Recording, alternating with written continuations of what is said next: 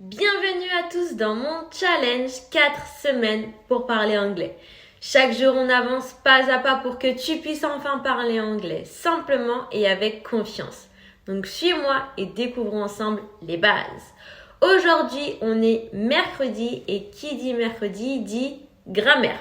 Donc aujourd'hui, on va voir 2 règles de grammaire très importantes à savoir. La première, règle de grammaire, c'est par rapport à la conjonction that, qu'on traduit en français par que. En français, la conjonction que est obligatoire pour que la phrase soit correcte. En anglais, elle n'est pas obligatoire.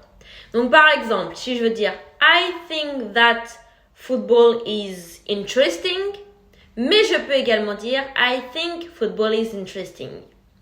Donc là, je peux utiliser les deux avec ou sans la conjonction that.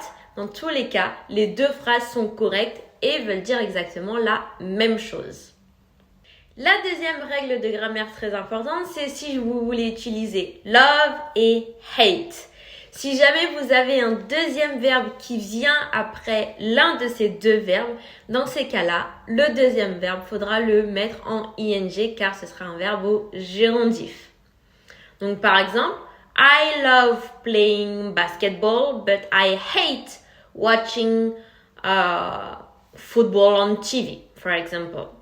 Ok, donc là j'ai bien mis ing à la fin de mes deux verbes. Si jamais vous n'avez pas de verbe qui vient après l'un de ces deux verbes, pas de problème, pas de gérondif, donc on laisse la phrase telle qu'elle. Et voilà pour les 2 règles de grammaire importantes à savoir pour parler correctement anglais.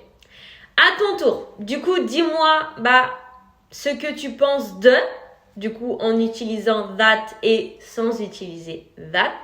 Et ensuite, dis-moi ce que tu aimes et ce que tu détestes en essayant de mettre un verbe après pour pratiquer et utiliser le gérondif. Allez, je te laisse m'écrire tout ça en commentaire, je te corrigerai. Et on se dit à demain pour le 4e jour de cette dernière semaine.